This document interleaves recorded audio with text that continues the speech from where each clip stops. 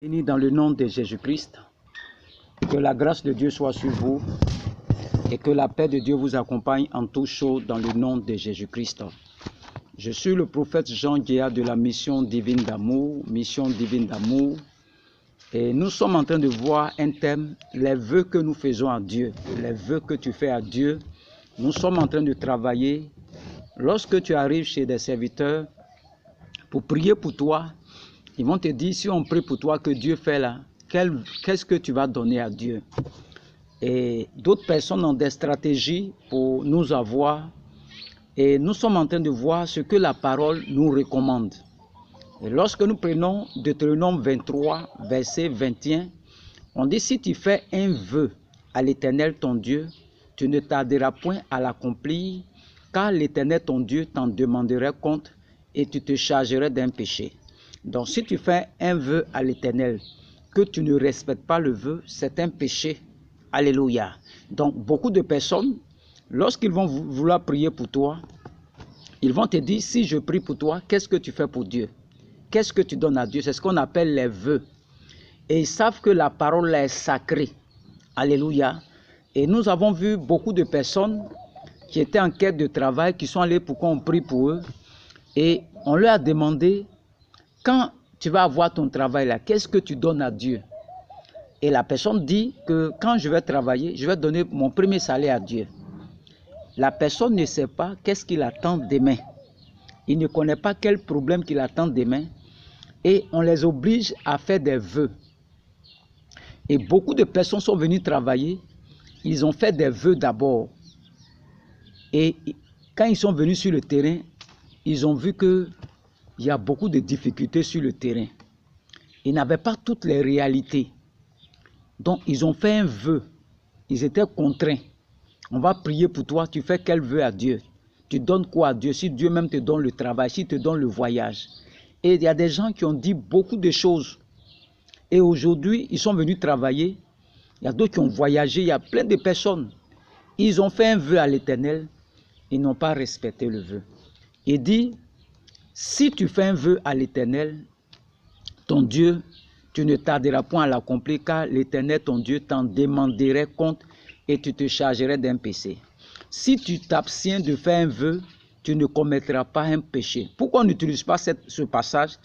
Tu ne fais pas un vœu, on dit c'est pas un péché. Je prie pour toi, tu es restauré, tu prends ta route, tu t'en vas. Je n'ai pas bien te dire non. Si je prie pour toi là, qu'est-ce que tu vas donner à Dieu? Il dit si tu ne fais pas un vœu là, ce n'est pas un péché. Le verset 23 dit, si tu observeras, tu accompliras ce qui sortira de tes lèvres. Comme c'est sorti de tes lèvres, tu dois accomplir ça. Par conséquent, les vœux que tu feras volontairement à l'Éternel ton Dieu et que ta bouche aura prononcé. Donc, le vœu là, ça vient de toi-même, ton cœur. Et lorsque nous prenons Romains 10, verset 1, ça c'est l'apôtre Jean. Romains 10, verset 1, il dit quoi? Il dit, frère, le vœu de mon cœur et ma prière à Dieu pour eux, c'est qu'ils soient sauvés. Donc si je prie pour toi, je prie que tu sois sauvé, que tu sois libéré, que tu sois restauré, que tu sois transformé. Je prie pour toi. C'est tout ce qu'on me demande. Regardez Matthieu 27, verset 19. Matthieu 27, verset 19. C'est un petit résumé. Nous allons rentrer maintenant dans le but du sujet. Matthieu 27, verset 19. Il dit, pendant qu'il était assis sur le tribunal, sa femme lui fit dire qu'il n'y ait rien en toi et ce juste, car aujourd'hui j'ai beaucoup souffert en songe à cause de lui. Donc vous voyez, la femme de cet homme a beaucoup souffert à cause de Jésus-Christ. Elle dit qu'il n'y ait rien en toi et c'est juste. Quand tu ne respectes pas les vœux, tu ne peux pas dormir. C'est dans ton cœur, c'est comme une condamnation. Donc tu dois honorer ton vœu. Tu dois respecter le vœu. Et nous avons vu dans le livre de Juge, 11, l'histoire de Jephthé, qui doit aller en guerre contre ses ennemis, et il va venir voir Dieu, et il va dire à Dieu, si tu me donnes la victoire là, quand je vais rentrer chez moi, je vais te consacrer toute personne, je vais te sacrifier toute personne qui va sortir à ma rencontre. Et Dieu a exaucé Jephthé. Il a exaucé Jephthé. Jephthé a eu la victoire sur ses ennemis. Il a exaucé Jephthé. Il a fait un vœu stupide. Ce n'est pas quelqu'un qui lui a dit de faire vœu. C'est venu de son cœur lui-même. Donc, ce n'est pas quelqu'un qui a te dit, quand je vais prier pour toi là, qu'est-ce que tu vas donner à Dieu? Non. Ça, c'est un vœu. Il connaît la puissance des vœux. Il sait que quand tu fais un vœu à Dieu, là, c'est ta parole. Tu engages ta parole. Il ne faut jamais faire vœu à Dieu. Si tu n'es pas sûr, il ne faut pas faire vœu à Dieu. Je préfère que tu t'abstiennes. Ce n'est pas un péché. Beaucoup comme ça souffrent. Ils ont oublié qu'il y a quelqu'un qui a prié pour eux. Quand je vais travailler là, je vais donner tout mon argent, mon salaire à Dieu, la moitié de mon salaire. D'autres ont dit la moitié même de leur salaire, ils vont donner ça à Dieu. Ils ne savent pas ce qui se passe sur le terrain. Quelques années après, là, il travaille. Il a changé. Il voit que c'est difficile. Il ne peut plus donner la moitié de son salaire à Dieu. Des vœux stupides comme le vœu de Jephthé. Jephthé 11, Juge 11. Il a fait un vœu stupide. Beaucoup font des vœux stupides. Font des vœux comme ça. Et vous vous condamnez vous-même. Il faut arrêter de faire ça. Ces serviteurs de Dieu qui mettent des gens, non, si il prie pour toi là, qu'est-ce que tu vas donner à Dieu? Non, ce n'est pas comme ça. C'est laisser le patient lui-même. C'est lui qui décide. C'est dans son cœur que ça se passe. C'est lui qui reçoit la pensée dans son cœur. Et il lui fait le vœu à Dieu. Ce n'est pas quelqu'un qui va te dire, qu'est-ce que tu vas donner à Dieu? Qu'est-ce que tu donnes à Dieu? Je me rappelle quand j'avais eu mon rappel, on avait prié pour moi, demandé, ben, tu donnes quoi à Dieu? J'ai dit, je donne tout mon salaire à Dieu. Mais le jour où mon rappel est tombé, j'avais l'argent en main, mais pourquoi j'ai donné tout mon salaire à Dieu? J'ai discuté quand j'ai pris mon salaire pour aller donner. Dans mon cœur, mais je n'étais pas content. Mais j'ai déjà fait un vœu stupide. J'ai fait un vœu. Imaginez-vous si je n'avais pas respecté le vœu là. J'allais avoir tous les problèmes avec Dieu. Pourquoi tu vas prier pour moi? Et puis forcément je dois faire un vœu à Dieu. Tu me condamnes. Ce n'est pas normal. Nous voyons Jephthé qui a fait un faux vœu. Il a sacrifié son enfant. Vous lisez Juge 11. Il a oublié de sacrifier son enfant. Qui t'a dit de faire vœu à Dieu même? Tu ne sais pas ce qui t'attend demain. Les temps sont difficiles. Vous parlez seulement, je vais faire ça à Dieu, je vais donner ça à Dieu. Dieu là, n'oublie pas la parole que tu dis dans ta bouche. Les paroles sont sacrées. Il faut faire très attention. Lorsqu'on te demande, on va prier pour toi. Qu'est-ce que tu donnes à Dieu? Il faut dire, si Dieu là, s'il me visite là, je vais glorifier ce grand Dieu là. C'est tout. Ou bien je vais lui dire merci. Quelqu'un qui m'appelle, me dit non, forcez que lui va prier pour moi là. Moi de donner 50 000. Pour me connecter à lui. Je dois donner 50 000. Nous on ne mange plus dans nos maisons. On ne mange plus. Si il te donne 50 000, moi il ne mange plus chez moi ici. Vous voyez des gens comme ça. Ils sont venus servir Dieu. Aidez-vous les uns les autres. Si Dieu t'a fait grâce que tu as un don, que tu peux aider ton frère en Christ, il faut l'aider. Si lui-même veut faire une offrande, ça dépend de lui. Mais tu n'as pas besoin de me dire, pour que moi je puisse prier pour toi là, il faut faire une offrande de 50 000. Et si je ne fais pas, ça veut dire que tu ne pries pas pour moi. Est-ce que c'est ce que Jésus-Christ faisait? Donc avant que tu pries pour moi, il faut que moi je donne d'abord 50 000. Et ceux qui n'ont pas l'argent là, C'est qu'eux vont mourir sur la terre ici. Si c'était toi seul qui étais le pasteur sur la terre ici, là, peut-être nous tous les pauvres là, on était foutus sur la terre ici. Mais Jésus a dit, je suis venu apporter une bonne nouvelle aux pauvres, guérir ceux qui ont le cœur brisé,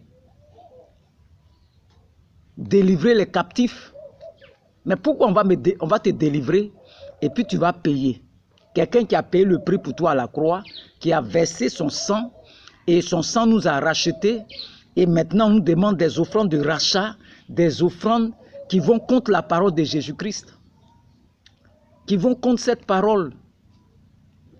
Pourquoi j'ai te donné 50 000?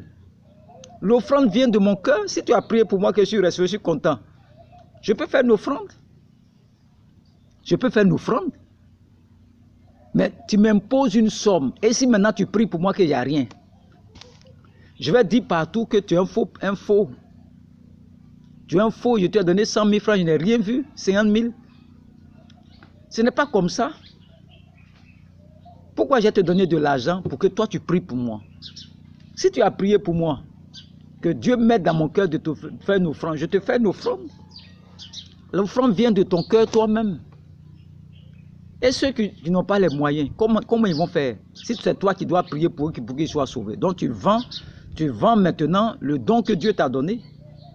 Tu vends ça, c'est ce que ça veut dire. Tu vends le don que Dieu t'a donné.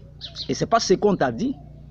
Vous avez reçu gratuitement, tu n'as rien fait et puis tu as eu le don. Dieu peut donner le don à une autre personne. Dieu a pris la grâce qui est sur Moïse pour répandre sur les 70. Donc on peut prendre le don qui est sur soi et puis vous répandre sur quelqu'un d'autre. Si tu ne joues, tu ne fais rien avec le don que Dieu t'a donné. Ce n'est pas pour chercher là, ce n'est pas un commerce. Donc pour prier pour moi, il doit payer 50 000. Il y a des lieux même pour entrer là-bas, c'est 150 000, 300 000. Mais tout ça même, quand Dieu dit dans les derniers gens, on sera jugé sévèrement là. Faites beaucoup attention. Tu as prié pour quelqu'un, il ne faut pas le faire un vœu. Prie pour lui, laisse-le partir. Si Dieu même doit te bénir, il va te bénir. Si ce n'est pas lui, il peut passer par quelqu'un d'autre pour te bénir. Il n'a pas besoin de prendre l'argent de quelqu'un forcément. Dieu, l'or et l'argent appartiennent au Seigneur. Donc, Jephthé ici a fait un vœu stupide. On va voir Samuel, 1 Samuel 1,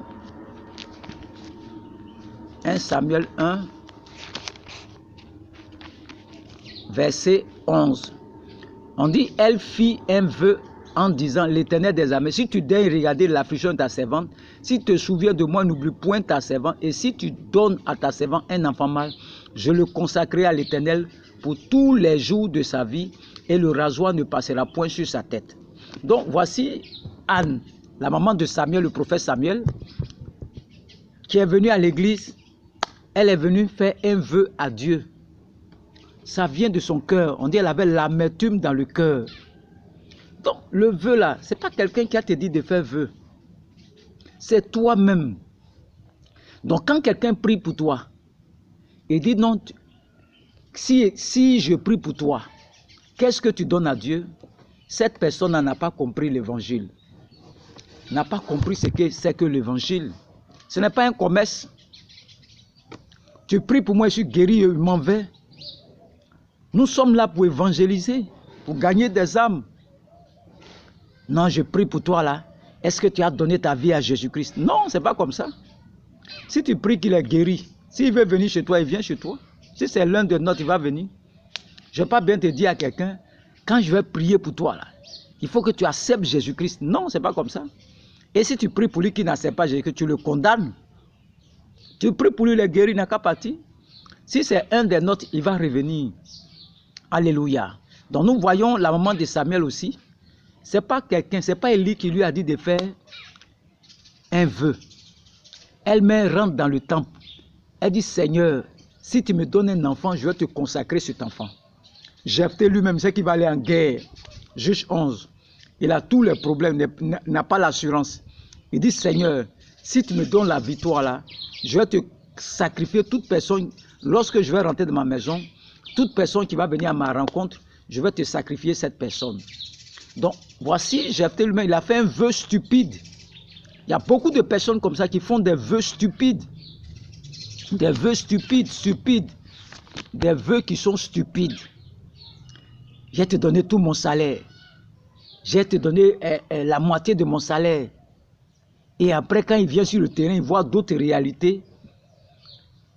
Il a honte maintenant, il ne va plus à l'église. Il ne peut plus donner la moitié de son salaire. C'est un vœu stupide. Dieu va faire quoi ton argent? Il t'a dit de payer la dîme et puis les offrandes. De faire les offrandes, de payer ta dîme.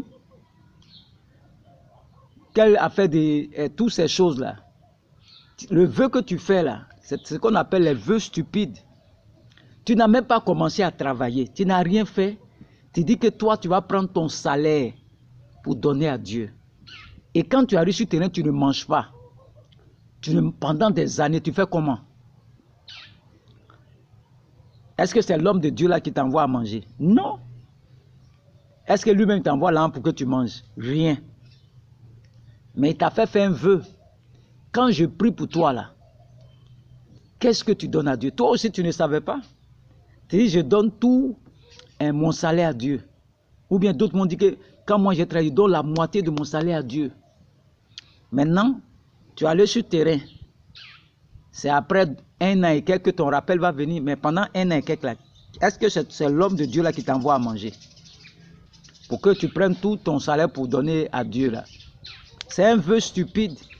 Et on voit des personnes qui ont fui, qui ont abandonné Christ, n'ont pas pu supporter le vœu. Ils ont fait un vœu stupide. Donc, homme de Dieu, arrêtez de prier pour les gens et leur dire, si je prie pour toi là, tu donnes quoi à Dieu? Ce n'est pas biblique. Il ne faut pas mettre tes fidèles sur des jougs en leur faisant faire des vœux.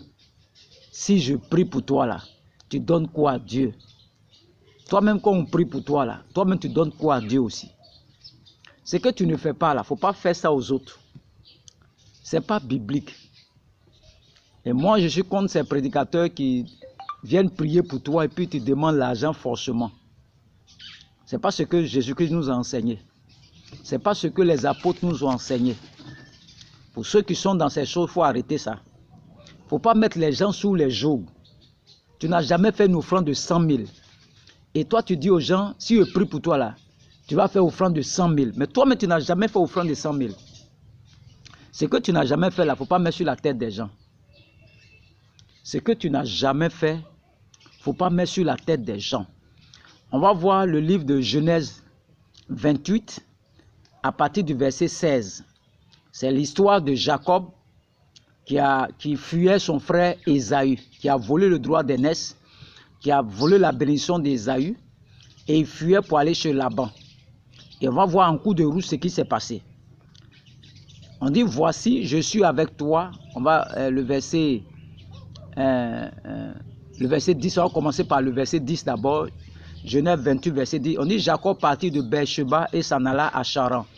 Il arriva dans un lieu où il passa la nuit, car le soleil était couché, et il prit une pierre dont il fit son chevet, et il se coucha dans ce lieu-là. Le verset 12, il eut un songe, et voici une échelle était appuyée sur la terre, et son sommet touchait au ciel. Et voici les anges de Dieu montaient et descendaient par cette échelle, et voici l'Éternel se tenait au-dessus d'elle, et il dit, je suis le Dieu d'Abraham, ton père, et le Dieu d'Isaac. La terre sur laquelle tu es couché, je la donnerai à toi et à ta postérité. Ta postérité sera comme la poussière de la terre. Tu te tendras à l'Occident et à l'Orient, au septentrion et au midi, et toutes les familles de la terre seront bénies en toi et en ta postérité. Alléluia. Voici, je suis avec toi. Je te garderai partout où tu iras et je te ramènerai dans ce pays, car je ne t'abandonnerai point, que je n'ai exécuté ce que je te dis. Le verset 16, Jacob s'éveilla de son sommeil et il dit, certainement l'Éternel est en ce lieu et moi, je ne le savais pas. Il eut peur et dit que ce lieu est redoutable. C'est ici la maison de Dieu, c'est ici la porte des cieux. Et Jacob se leva de bon matin, il prit la pierre dont il avait fait son chevet, il la dressa pour monument et il versa de l'huile sur son sommet. Il donna à ce lieu le nom de Bethel, mais la ville s'appelait autrefois Lutte. Le verset 20 qui m'intéresse, Jacob fit un vœu en disant, si Dieu est avec moi et me garde pendant ce voyage que je fais, s'il me donne du pain à manger et des habits pour me vêtir, le verset 21, et si je retourne en paix à la maison de mon père, alors l'Éternel sera mon Dieu. Donc cette pierre que j'ai dressée pour monument sera la maison de Dieu, et je te donnerai la dîme de tout ce que tu me donneras. Donc voici ici Jacob qui fuyait son frère Isaü, qui voulait le tuer. Il fuyait pour aller chez son oncle Laban. Et il va dormir dans un lieu qu'on appelle Lutte, qui s'appelle maintenant Bethel. Et il va faire un vœu à Dieu. Il va dire que là où je m'en vais là, si tu me protèges, que je reviens en paix et que je reviens voir mon père là, je vais te donner la dîme de ce que tu me donneras. Vous voyez, ce n'est pas un pasteur qui a dit à Jacob, ou bien un homme qui a dit à Jacob de faire un vœu. Le vœu là, c'est toi-même, c'est dans ton cœur toi-même, c'est Dieu qui met ça dans ton cœur. Ce n'est pas quelqu'un qui va mettre ça dans ton cœur. Toi-même, quand on prie pour toi là, Dieu me met ça dans ton cœur. Si ça bout dans ton cœur comme ça, c'est comme un poids qui est dans ton cœur. C'est une pensée de Dieu qui est en toi. C'est Dieu même qui a mis ça en toi. Et tu relâches par ta bouche. Et généralement, quand quelqu'un dit ça, tu dis non, moi, mais j'avais ça dans le cœur même. Il y a une confirmation toujours avec ce qui est dans ton cœur.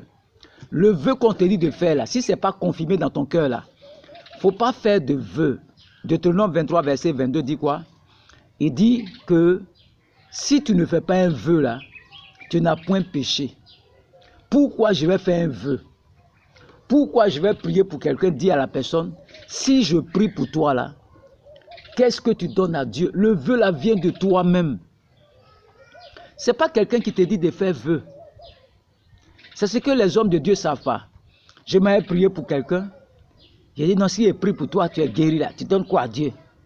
Si tu fais enfant là, tu donnes quoi à Dieu? Ce n'est pas comme ça. Tu fais faire la personne un vœu. Et si, par la grâce de Dieu, il a obéi, la personne est libérée. Mais si la personne n'a pas obéi, cette personne commet un péché et il se met en prison. Satan ne va pas jouer avec la personne parce que tu as désobéi à Dieu. Donc, ne faisons pas faire les gens les vœux stupides. Laissons les gens volontairement d'eux-mêmes faire leur vœu à Dieu. Le vœu là, c'est Dieu même qui met dans ton cœur. Ce n'est pas un homme. Moi, par exemple, si quelqu'un me dit tu as une offrande de 300 000 à faire, c'est que moi-même ça est dans mon cœur, ça pèse dans mon cœur. Là, lui dit ça. Mais moi, je n'ai pas ça dans le cœur. Tu as une offrande de 300 000 à faire, mais je ne fais pas cette offrande. Parce que si je dis que je vais faire l'offrande, que je n'ai pas l'argent, ça va devenir une honte pour moi. Ça sera une honte pour moi totale. Donc je ne fais pas. Je n'ai pas ça dans le cœur. Si tu n'as pas dans le cœur, il ne faut pas faire. C'est une offrande inutile. Parce que toi-même le concerné là, tu n'as pas cette offrande dans ton cœur. Dieu ne bénit pas ça. La chose vient de ton cœur. Dieu est dans ton cœur toi-même. Donc si moi je te dis tu as une offrande de 500 000 à faire, que dans ton cœur là, tu dis mais comment je vais faire? Tu n'as pas envie de faire là. Il ne faut pas faire cette offrande. Il n'y a pas de bénédiction dans cette offrande. Parce que ça ne vient pas de ton cœur. Ce sont des bénédictions qui sont empoisonnées. Tu vas le faire selon toi-même. Mais comme ça ne vient pas de ton cœur, cette offrande, l'homme de Dieu ne doit pas manger ça.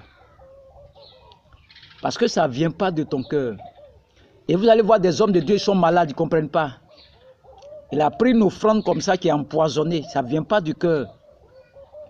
Une offrande qui n'est pas accompagnée de joie. Et l'homme de Dieu, sans manger ça, il va avoir tous les problèmes après. Il peut tomber malade. Parce que la personne, tu l'as dépouillée. Tu as pris son argent, tu l'as volé. Tu as utilisé la parole pour dépouiller la personne, mais tu vas payer ça après. Et vous voyez beaucoup de serviteurs de Dieu qui sont malades, ne comprennent pas. C'est pas qu'est-ce qui se passe. Est-ce que Dieu t'a dit de prendre l'argent avec quelqu'un? C'est Dieu même qui bénit. Dieu même peut dire au patient, il faut le donner, donc il faut faire une offrande. Est-ce que Dieu parle à tout le monde? C'est pas toi qui vas dire à la personne, s'il est pris pour toi, qu'est-ce que tu donnes à Dieu? Non. La chose vient du cœur de la personne. C'est pas toi qui vas me dire de faire un vœu. Si je prie pour toi là, qu'est-ce que tu donnes à Dieu? Non, ça c'est pas biblique. Et dit, si tu ne fais pas de vœu, c'est pas un péché. Si tu m'as dit de faire un vœu, je dis non, si tu pries pour moi que je suis guéri là, je vais glorifier Dieu. C'est tout. J'ai pas l'argent et puis je dois faire un vœu à Dieu. Et c'est ce qui m'attend demain. Il y a des situations qui t'arrivent demain là. Tu as besoin d'argent. Et j'ai dit que si ça vient, je vais te donner. Et maintenant, quand ça vient, maintenant j'ai tous les problèmes du monde, je n'arrive pas à payer ma maison. Je préfère ne pas donner et après ça me met en prison. Je suis obligé de me cacher pour rien. Donc les vœux là, ça vient de ton cœur toi-même. C'est pas quelqu'un qui va te dire de faire vœu. C'est Dieu même qui met le vœu dans ton cœur. Dieu est le Dieu des vœux. Quand Dieu veut bénir quelqu'un, il te met dans le cœur, il faut faire telle offrande. Ce n'est pas quelqu'un qui va te dire de faire vœu. Donc pour tous ceux qui sont dans ces choses, arrêtez ces choses. Tu pries pour un malade, il est guéri, il peut partir. S'il est reconnaissant, s'il n'est pas reconnaissant, l'essentiel, Dieu s'occupe de toi. Tu n'as pas besoin de... Comme j'ai un problème, lui là vient, il faut faire un vœu. Il dit, je vais donner 1 million. Ok. Lui là vient, tu as un vœu à faire, je vais donner 300 000. Tu sais que les paroles qu'ils vont dire, ça les condamne s'ils ne font pas. Donc, je préfère que tu pries pour eux. S'ils sont partis, qu'ils sont reconnaissants, tu bénis Dieu. S'ils ne sont pas revenus, Dieu les a libérés, tu bénis Dieu, c'est tout. Donc, le vœu là vient du cœur de la personne lui-même. C'est la personne lui-même qui fait son vœu. Ce n'est pas quelqu'un qui lui dit ça. On ne force pas quelqu'un à faire un vœu pour le mettre en prison. On a mis beaucoup de personnes en prison comme ça. Voici Jacob ici, le verset 22. Il dit, et je te donnerai la dîme. On dit, il a fait un vœu de tout ce que tu me demanderas. Tu me donneras. Est-ce que quelqu'un a dit à Jacob de faire un vœu ici? Personne. Donc je ne vais pas bien te dire, non, si je prie pour toi là, qu'est-ce que tu donnes à Dieu? Et si je n'ai rien maintenant, il fait comment? Si je n'ai même pas 5 francs dans ma poche, mon complet de pagne là, je vais aller prendre ça pour te donner. Non, si tu pries pour moi là, je vais te donner un paille. Mais tu as contraint la personne. Il faut prier pour la personne d'abord. Si la personne est libérée, qui veut te donner un paille? Ça vient de lui-même. C'est cette offrande-là que tu prends. Parce que ça vient de son cœur. Mais quand tu lui dis, si je prie pour toi, qu'est-ce que tu donnes à Dieu? La personne voit qu'il n'a rien. Il va rire dans sa main, il a un complet paille là-bas, il prend, il vient te donner. Mais la personne n'a pas résolu de te donner ça. C'est parce que tu l'as mis dans un jeu que si je prie pour toi, qu'est-ce que tu donnes à Dieu? Donc la personne regarde son pain qu'il a payé pour s'habiller là. Il est obligé de prendre pain là, venir te donner. Et quand tu prends ce pain là, ça ne vient pas du cœur de la personne. C'est toi, tu lui as dit, qu'est-ce que tu donnes à Dieu? Sinon les offrandes volontaires là, c'est ça qui est pour toi.